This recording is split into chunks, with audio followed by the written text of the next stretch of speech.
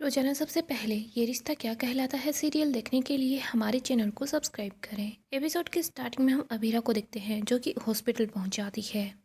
Abhira nurse को बोलती है कि मुझे डॉक्टर मेहरा से मिलना है। वो बोलती है कि नहीं, आप नहीं मिल सकती उनसे, वो यहाँ से जा चुके हैं।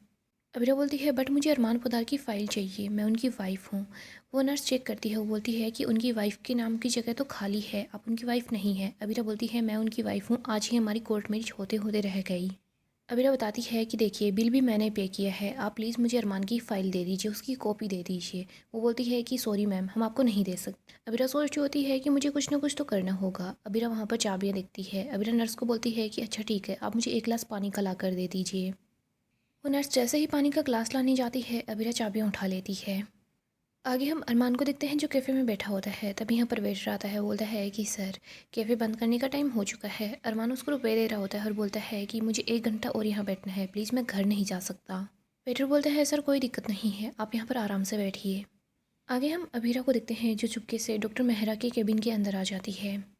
अविरा को यहाँ पर अरमान की फ़ाइल मिल जाती है। वो जैसे ही फ़ाइल पढ़ती है तो वो सोचती है कि नहीं नहीं, ऐसा नहीं हो सकता, मैंने गलत पढ़ा है। फिर वो बोलती है ब्रेन ट्यूमर। इसके बाद वो चेक करती है कि ये अरमान की ही फ़ाइल है। अबीरा को जैसे ही अरमान के बारे में पता चलता है तो अबीरा काफ़ी ज़्यादा घबरा जाती है। वो सोचती है कि नहीं, ऐसा नहीं हो सकता। आगे हम देखते हैं अबीरा घर की तरफ आ रही होती है। अबीरा रो रही होती है। अबीरा तभी अरमान को देखती है। अरमान घर के दरवाजे के सामने ही खड़ा होता है। इधर अरमान भी वहीं पर खड़ा खड़ा रो रहा होता है। अबीरा वहीं पर छुप जाती है। अबीरा को याद आता है कि कैसे बार बार अरमान के सर में बहुत ज़्यादा तेज़ से दर्द हो रहा था। अबीरा को याद भी आता है कि अरमान शादी के लिए कोर्ट पे पहुंचा था, लेकिन अरमान बेहोश हो गया था, जिसकी वजह से अरमान और अबीरा की शादी नहीं हो पाई। इसके बाद अबीरा याद करती है कि अरमान ने अबीरा को डॉक्टर से पता नहीं चलने दिया था कि अरमान को क्या बीमारी हो गई है। इधर हम अरमान को देखते हैं जिसको ऐसा लगता है कि अबीरा आसपास ही है। अरमान जैसे ही पीछे मुड़कर देखता है तो वहाँ कोई नहीं होता। अबीरा यहीं पर छुपी हुई होती है। अरमान अबीरा को आवाज़ लगाता है। इधर अबीरा रो रही होती है। अमीरा अपना हुलिया थोड़ा ठीक करती है। वो अरमान को बोलती है कि मेरा झुमका गिर गया था, मैं बस उसी को ढूंढ रही थी। इधर अरमान भी अपने आंसुओं को पोंछता है। अबीरा अरमान के पास आ जाती है, उसके सामने अपने दोनों हाथ करती है। अरमान अबीरा के हाथ पकड़ लेता है। अरमान सोच रहा होता है मुझे अपनी लाइफ में जो कुछ भी चाहिए फ़िलहाल वो सब कुछ मेरे सामने है। बस अब ये वक्त यहीं पर ठहर जाए। इधर अबीरा सोच रही होती है कि अरमान, ये अपनी जो सायराना बातें हैं ना, अपने पास ही रखो, मुझे बस सीधा सीधा तुमसे सच सुनना है और कुछ नहीं। इधर अरमान बोल रहा होता है कि सच बताने की हिम्मत नहीं है अबीरा मुझ में। अबीरा बोलती है कि मैं भी तो सच का बोझ उठा रही हूँ ना। इधर अरमान सोच रहा होता है कि मैं तुम्हें, माहिरा को, मुक्ति को छोड़कर जाने के लिए बिल्कुल भी रेडी नहीं हूँ। अबीरा बोलती है मैं भी नहीं हूँ। अरमान सोच रहा होता है सब कुछ ठीक होगा ना। इधर अबीरा सोचती है पता नहीं। अरमान और अबीरा बस एक दूसरे को ही देख रहे होते हैं। आगे हम विद्या को देखते हैं जो माधव को लेकर परेशान होती है। वो सोचती है कि ऑफिस में कोई प्रॉब्लम हो गई है क्या, मैं माधव जी के ऑफिस कॉल करके पूछ लूँ। विद्या माधव के ऑफिस कॉल करती है। यहाँ पर विद्या बोल रही होती है कि मैं माधव पोदार की वाइफ विद्या पोदार बोल रही हूँ। वो कुछ पूछने लगती है, इससे पहले ही विद्या को पता चलता है कि माधव को ऑफिस से निकाल दिया गया है। जैसे ही विद्या ये बात सुनती है तो वो काफ़ी ज़्यादा हैरान हो जाती है। विद्या बोलती है क्या माधव जी को नौकरी से निकाल दिया गया। वो बताते हैं कि हाँ मैम, ऐसा ही हुआ है। इधर विद्या पीछे मुड़कर देखती है। वो देखती है कि माधव उठ गया है। विद्या माधव के पास आकर बैठती है। माधव बोलता है विद्या, मैं हार गया। जीवन के चौथे पहर की शुरुआत में ही मैं एक नौकरी भी नहीं संभाल पाया। जो परिवार आज तक मुझे इज्जत की नज़र से देखता था, अब वो मुझ पर तरस खाएगा। मैं किसी काम का नहीं हूँ, मैं बिल्कुल बेकार हूँ। विद्या बोलती है नहीं माधव जी, कोई कुछ भी नहीं बोलेगा। माधव बोलता है मुंह पर नहीं कहेगा, लेकिन पीठ पीछे यही बात होगी और सब लोग यही सोचेंगे, क्योंकि यही तो सच्चाई है। आगे हम अरमान और अबीरा को देखते हैं। अरमान अबीरा को बोलता है कि गुड नाइट, सपने में ज़रूर आना। अबीरा बोलती है कि हाँ, हमेशा आऊँगी। अरमान जाने लगता है। तभी अबीरा बोलती है कि अरमान, क्या मैं आज तुम्हारे कमरे में सो जाऊँ। अरमान बोलता है लेकिन क्यों। अरमान बोलता है दादी साहब को पता चलेगा तो वो नाराज़ हो जाएंगी। अबीरा बोलती है लेकिन मैं सोफे पर सो जाऊँगी। अरमान बोलता है और सुबह अकड़ कर उठोगी, तुम जाकर आराम से अपने कमरे में सो जाओ। अबीरा बोलती है नहीं।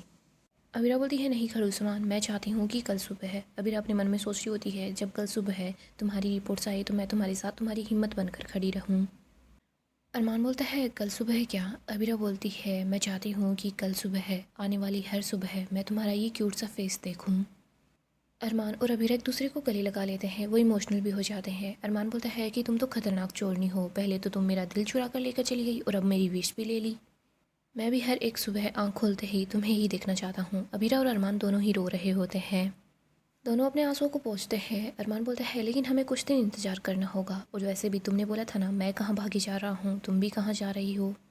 आगे हम दादिसा को, मनोज को, मनीषा को और क्रिश को देखते हैं। क्रिश बोलता है कि दिशा को तो हर सिचुएशन का सिर्फ एक ही हल पता है क्या, जब मर्जी चाहो घर छोड़ दो।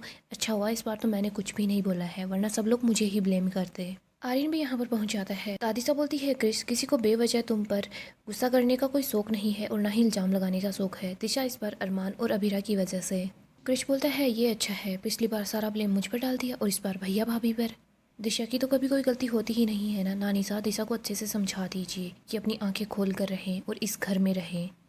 आर्यन बोलता है भैया प्लीज़ आप दादिसा को भड़काना बंद भी कर दो, आपको पता भी नहीं है दिशा के घर पर क्या हो रहा है। बुआ जी भैया भाभी पर मानहानि का केस करना चाहती हैं। सभी सुनकर काफ़ी हैरान हो जाते हैं। दादिसा बोलती है क्या। आर्यन बताता है कि दिशा बुआ जी को समझाने बुझाने के लिए घर गई है।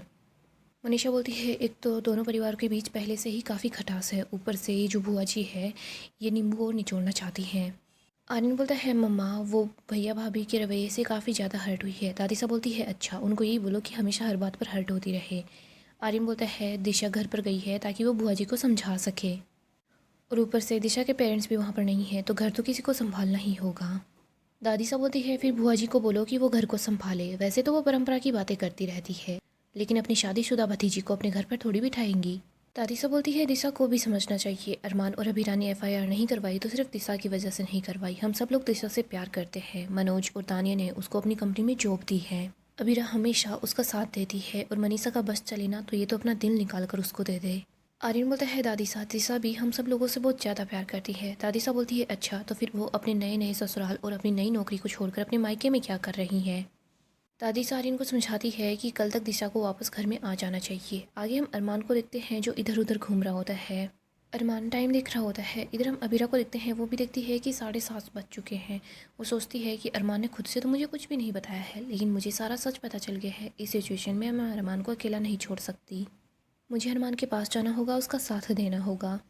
अरमान के पास कॉल आता है। अरमान बोलता है डॉक्टर मेहरा मैं अरमान पोदार बोल रहा हूँ, मेरी रिपोर्ट्स आ गई क्या। अबीरा भी अरमान के पास पहुँच जाती है। तभी यहाँ पर माहिरा और मुक्ति आती है तो दोनों झगड़ रही होती हैं। मुक्ति के पास माहिरा की हील होती है, इधर माहिरा के पास मुक्ति का टॉप होता है। माहिरा बोल रही होती है कि देखो ना इसने मेरी हील तोड़ दी। इधर मुक्ति बोलती है कि देखो ये मेरा टॉप कट करने वाली है।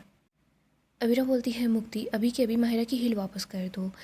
इधर अरमान बोलता है कि माहिरा अभी की अभी मुक्ति का टॉप वापस कर दो। माहिरा बोलती है कि पहले इसको बोलो मेरी हील वापस दे दे, इसने वैसे भी मेरी एक हील तो तोड़ ही दी है। मुक्ति बोलती है मेरे पहनने से पहले ही टूट चुकी थी। अरमान बोलता है माहिरा कोई बात नहीं, मैं आपको नई हील दिलवा दूंगा। माहिरा बोलती है कि नहीं ये हील मेरी फेवरेट थी और ये कंपनी अब हील बनाती भी नहीं है। माहिरा बोलती है मुक्ति मैं अभी तेरा टॉप कट कर देती हूँ। मुक्ति बोलती है मैं तेरी दूसरी हील भी तोड़ दूंगी। अरमान और अभिरा दोनों ही माहिरा और मुक्ति से हील और टॉप छीन लेते हैं। अमीरा बोलती है अब तुम दोनों 3 सेकंड के अंदर अंदर एक दूसरे को सॉरी बोल दो। माहिरा और मुक्ति दोनों एक दूसरे से मुंह फेर लेती है। अरमान बोलता है मम्मा ने मुंह फेरने के लिए नहीं बोला है, सॉरी बोलने के लिए बोला है, वरना ना टॉप मिलने वाला है और ना ही हील मिलने वाली है। माहिरा और मुक्ति एक दूसरे को गले लगा लेती है और सॉरी बोल रही होती है। इधर अरमान और अभिरा का ध्यान सिर्फ अरमान के फ़ोन पर होता है। माहिरा बोलती है मम्मा इससे लड़ लड़ कर मुझे भूख लग गई है। अभिरा बोलती है आलू के पराठे बना दूं। अरमान बोलता है हाँ। इधर अभिरा बोलती है कि चलो आ जाओ मैं पराठे बना रही हूँ। माहिरा बोलती है कि पापा चलो ना। अरमान बोलता है कि वैसे भी अभिरा कौन से 2 मिनट में पराठे बना देगी, तुम लोग चलो मैं आ जाऊँगा। माहिरा बोलती है पापा आपको मेरी चोटी बनानी होगी ना, तो पहले आप मेरी चोटी बना दो, उतने में मम्मा पराठे बना देगी। अरमान बोलता है कि चोटी आपको खुद बनाना सीखनी होगी, मैं हमेशा आपके साथ थोड़ी ना रहूँगा। माहिरा बोलती है नहीं पापा मैं नहीं सीखूंगी, और वैसे भी मेरी और चुकंदर की चोटी बनाने की जिम्मेदारी हमेशा आप पर ही है, आप ही ये काम करोगे। मुक्ति बोलती है और हर रोज़ हमारे साथ पराठे खाने की जिम्मेदारी भी। माहिरा बोलती है एटलीस्ट जब तक हम लोग 60 के नहीं हो जाते। आगे हम अबीरा को देखते हैं जब भगवान से प्रे कर रही होती है। यहाँ पर विद्या भी आती है, वो प्रार्थना करती है कि परिवार वालों की वजह से वैसे ही माधव जी परेशान से रहते हैं, मैं उनको संभालने के लिए यहाँ से दूर ले जाऊँगी, यहाँ पर किसी को भी सच पता नहीं लग सकता। आगे हम अरमान को माहिरा और मुक्ति के साथ देखते हैं। माहिरा और मुक्ति दोनों अरमान को गले लगा रखी होती है। वो बोलती है कि बाय बाय, लेकिन हम लोग जल्दी ही वापस आ जाएंगे, हम थोड़ी देर भी अगर आपसे दूर होते हैं ना तो हमें अच्छा नहीं लगता। अरमान बोलता है लेकिन फिर भी कोई बात नहीं है, स्कूल की छुट्टी होने के बाद ही आना है। माहिरा और मुक्ति दोनों स्कूल के लिए चली जाती है। अरमान हॉस्पिटल में कॉल करता है, वो बोलता है कि डॉक्टर मेहरा से बात हो सकती है क्या। अरमान को पता चलता है कि डॉक्टर तो ओटी में है। अरमान बोलता है कोई बात नहीं, मैं हॉस्पिटल आकर अपनी रिपोर्ट क्लियर कर दूंगा। आगे हम अबीरा और विद्या को देखते हैं। अबीरा बोलती है, माँ आज सुबह सुबह आप तैयार हो गई। विद्या बताती है कि मैं और माधव जी द्वारकाधीश जा रहे हैं। अबीरा बोलती है, लेकिन अचानक से ही। विद्या बोलती है, जब इनका बुलावा आता है तो अचानक से ही प्लान बनता है। अबीरा बोलती है, ठीक है, मैं अभी के अभी अरमान को बुलाती हूँ। विद्या बोलती है, नहीं, हम अगर सभी घर वालों से मिलेंगे ना तो हमारी फ़्लाइट मिस हो जाएगी। विद्या अबीरा को बोलती है कि तुम मुझसे वादा करो, तुम मेरे पीछे अरमान का ख्याल रखोगी। अबीरा बोलती है, मैं अरमान का ख्याल रखूंगी, आप भी वहाँ पर अरमान की हेल्थ के नाम की पूजा करवाइएगा। अबीरा बोलती है, मैंने आपके भरोसे माँ से वादा किया है, अब आप ही देख लीजिएगा, मेरा वादा टूटना नहीं चाहिए। आगे हम देखते हैं अबीरा अरमान के पास पहुँच जाती है। अबीरा अरमान को बोलती है, तुम कहीं पर जा रहे हो? अरमान बोलता है कि हाँ, एक छोटा सा काम है। अबीरा बोलती है, लेकिन क्या काम है? अरमान बताता है कि क्लाइंट से मिलना है। अबीरा बोलती है, मैं साथ चलती हूँ। अरमान बोलता है, कोई दिक्कत नहीं, एक छोटी सी मीटिंग है, मैं चला जाऊँगा। अरमान जा रहा होता है। अबीरा बोलती है, रुको, भगवान जी का आशीर्वाद तो लेकर जाओ। अबीरा अरमान का तिलक करती है। अबीरा बोलती है, वो भी तुम्हारे साथ हैं और मैं भी। जब भी तुम पीछे मुड़कर देखोगी ना तो मैं तुम्हारे पीछे ही खड़ी रहूँगी, तुम्हें इरिटेट करने के लिए। अरमान बोलता है, मतलब तुम मुझे शांति नहीं मिलने दोगी? अबीरा बोलती है, नहीं। अरमान वहाँ से जा रहा होता है। इसके बाद अरमान वापस मुड़कर आता है, अबीरा को गले लगा लेता है। वो बोलता है कि मुझे शांति चाहिए भी नहीं, मुझे बस मेरी अबीरा चाहिए। अबीरा, तुम्हें पता चल गया है ना कि मैं किसी क्लाइंट से मिलने नहीं जा रहा। ये हमारा कैसा कनेक्शन है अबीरा? बिना कुछ बोले ही तुम सब कुछ जान गई। अबीरा बोलती है, तुम भी तो जान गए कि मैं सब कुछ जानती हूँ बिना कुछ कहे ही। अरमान बोलता है, मैं बहुत घबरा गया था, लेकिन अबीरा अब तुम मेरे साथ चलो, मुझे डर लग रहा है। गाइस, डेली अपडेट के लिए आप हमारे चैनल को सब्सक्राइब करें, साथ ही साथ वीडियो को लाइक भी कर दें। गाइस, अपकमिंग एपिसोड काफ़ी ही ज़्यादा इंटरेस्टिंग होने वाला है। अपकमिंग एपिसोड में हम देखेंगे अबीरा और अरमान दोनों डॉक्टर के पास जाते हैं। अरमान की कंडीशन काफ़ी ज़्यादा ख़राब होती है।